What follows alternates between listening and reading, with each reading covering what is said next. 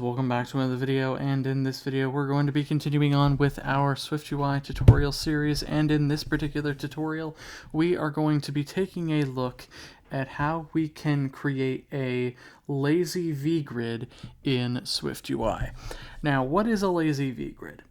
Well, a LazyVGrid is a type of grid that expands vertically as you add more items to it, and it loads its items lazily. So it will only load the items that you need when you need them.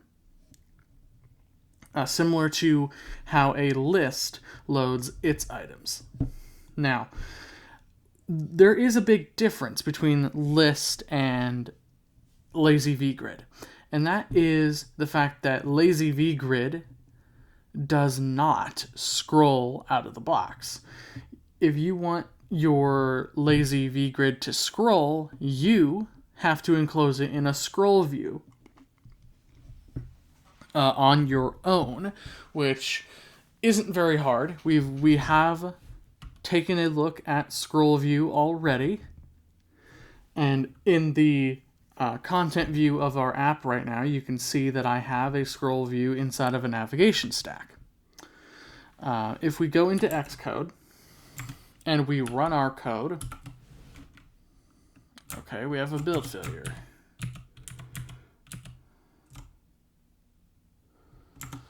Okay, so let's take a look at what I did wrong here. Let's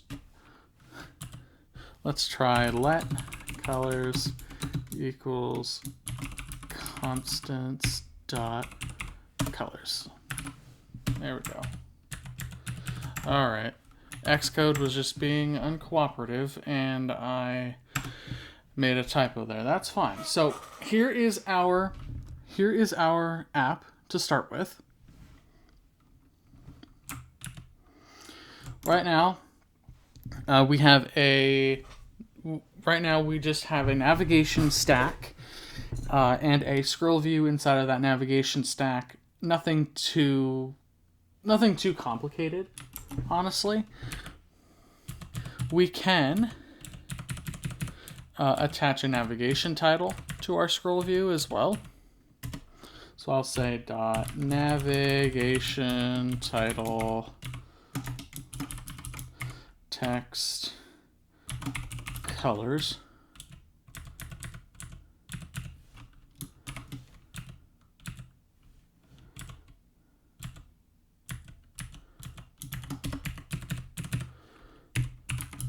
Navigation title text colors, like that. And of course that'll show the title for our navigation stack. Now let's kind of get into how it is that we can create our VGrid. The first thing that we need to do is we need to configure the columns of our grid. When we're talking about a VGrid, we configure the columns and the number of items that we have in our in the data that we want to show in the grid, and how big the columns are, how much spacing there is between the columns and different items, and all of that determines how many rows there will be.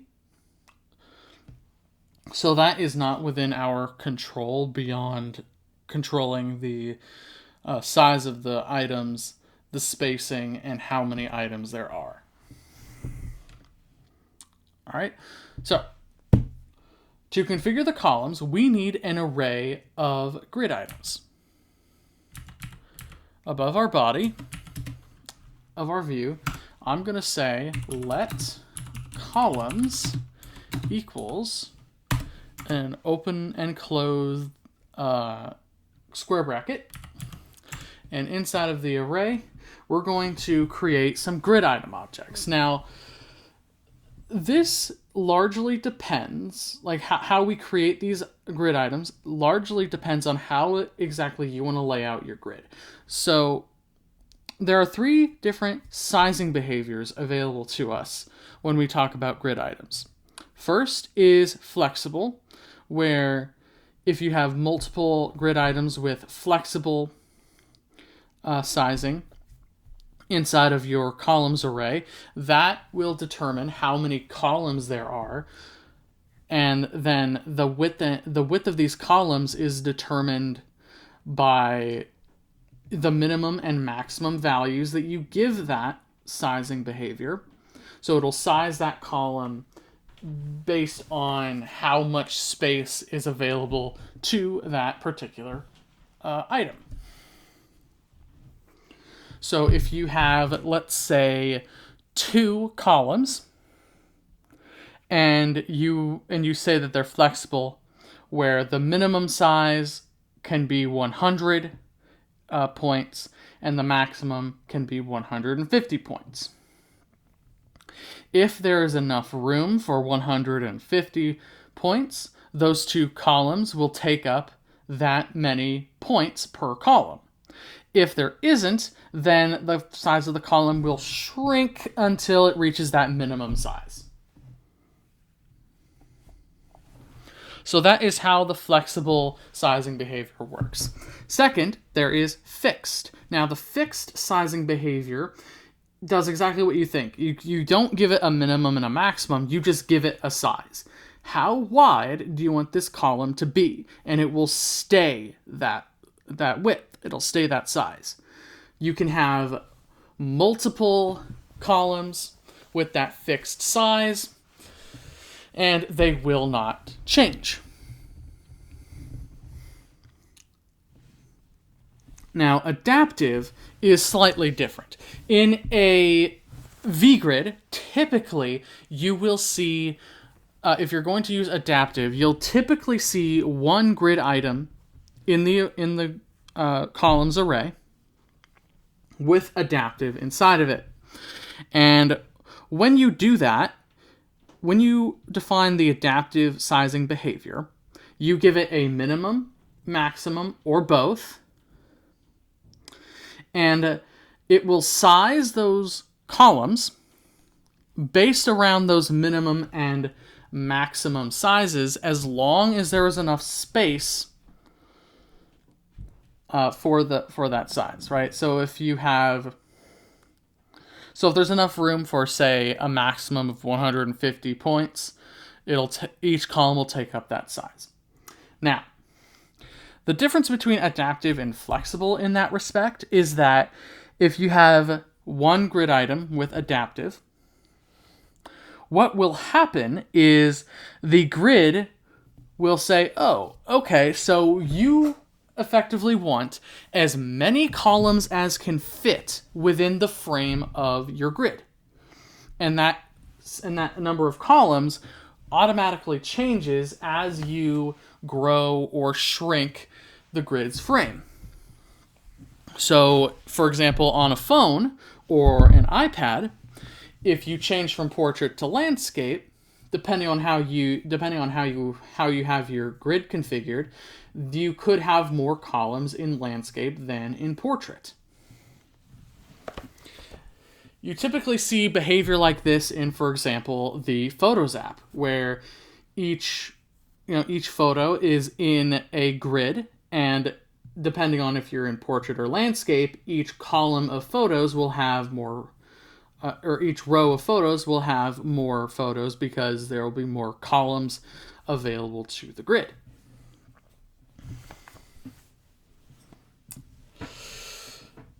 And as the columns fill up, it'll go to the next row, and next row, and next row, and so on and so forth, the more items you have in the grid. This is the same as with all the other behaviors, right? So for fixed, if you have 2 columns, it'll fill up with 2, go to the next row, fill up with 2, go to the next row, so on and so forth. All right, so now that we have that explained, let's go ahead and create a grid item. We're going to make this adaptive in this example. I urge you to experiment a little bit, though, in your own code to fine-tune how you want your grid in your app to work. So inside of our columns array, we'll say grid item dot adaptive.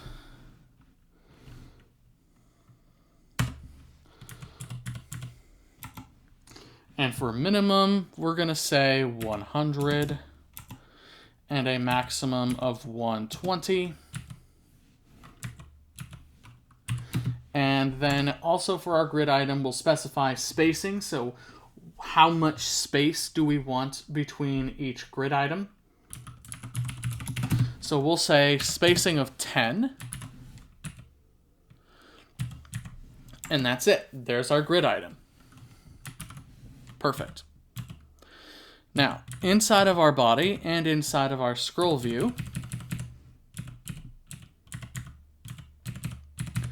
we are going to place a LazyVGrid,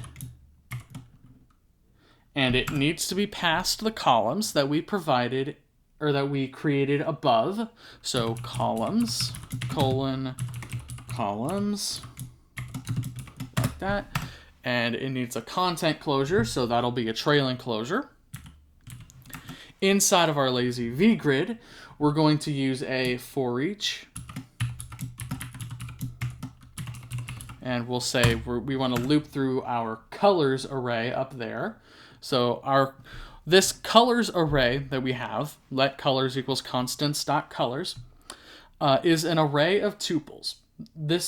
These tuples have two items inside of them. One is a string called name, and then the second is color of type color.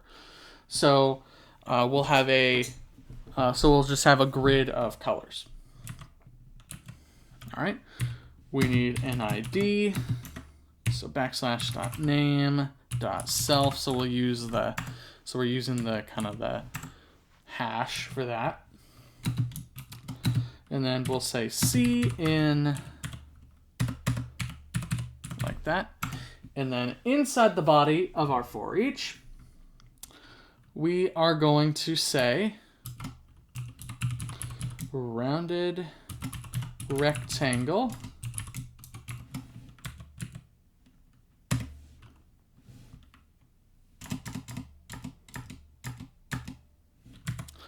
and inside of the parameters here, we're going to give it a corner radius.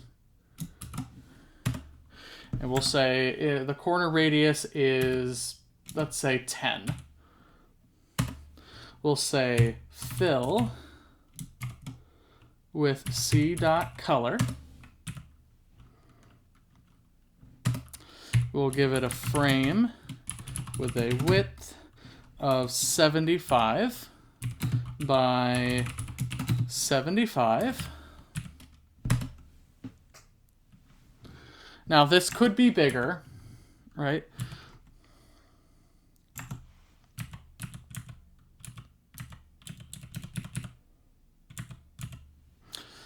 Then we will have some text, and this text is going to be c.name, and we are going to wrap this in a VStack, but first I want the font weight of the text to be,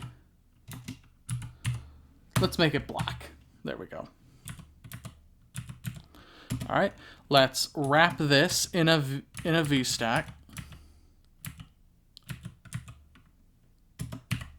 So VStack.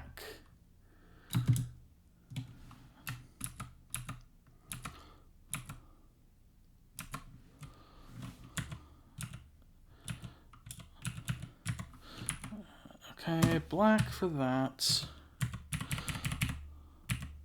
For the rounded rectangle, we'll enclose this in a VStack, like that.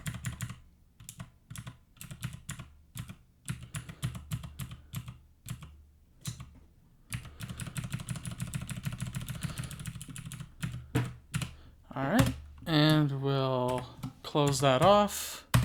We'll say dot padding. And then we'll make this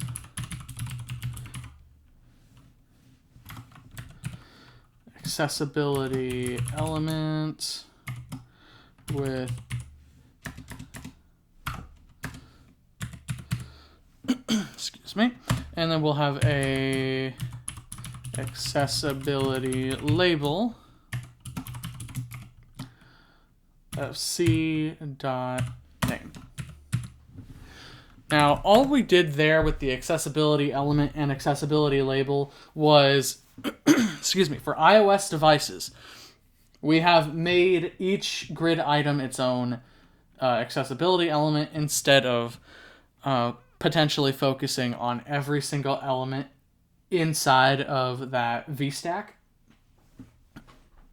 which would be the normal behavior if we didn't do what we did. So now what we can do is we can save this and we can run our code. So now that we've successfully built the code, here in our window you can see our beautiful grid. So we have some spacing between each item. We have each color nicely put into rows and columns. We can go in and out of the grid, and each individual grid item is its own accessibility element. And when we focus it on VoiceOver, right? When we focus on these with VoiceOver here, we can hear all the names and all that stuff inside of the little window on the bottom left hand side of the screen. You can also see what VoiceOver is saying. Right. So that is what it looks like on the Mac. Let's take a look at what this looks like on, say, the 16 Pro Max.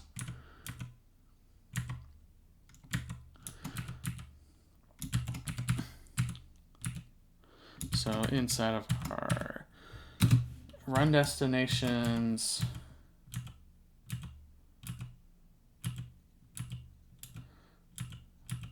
I don't want Vision OS. Actually, while we're at it, let's first take a look at what this looks like on an iPad. So, build succeeded. We're going to let the simulator kind of load up and do its thing. The simulator is relatively slow, unfortunately.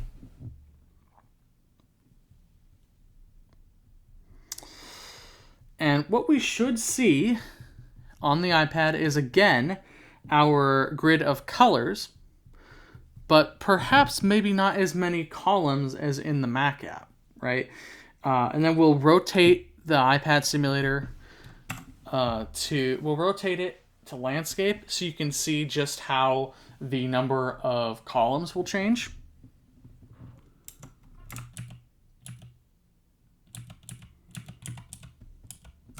Right? So here is our grid.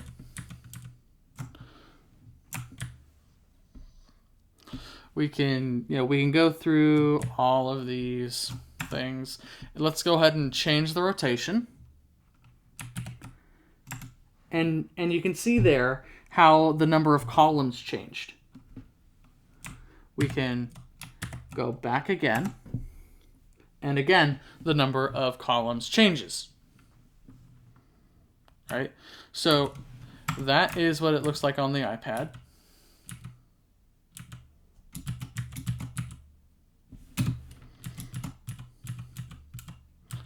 Let's go ahead and okay, 16 plus. There we go, Pro Max. That's what we're looking for. All right, successful build. Now let's let the iPhone simulator boot up and do its thing. And we'll definitely see fewer columns available than we saw in the Mac app, because the iPhone is as you can see smaller than our Mac app, right? In terms of the frame provided. Now we can rotate the device and we get more columns. And we can rotate it back and the number of columns changes again.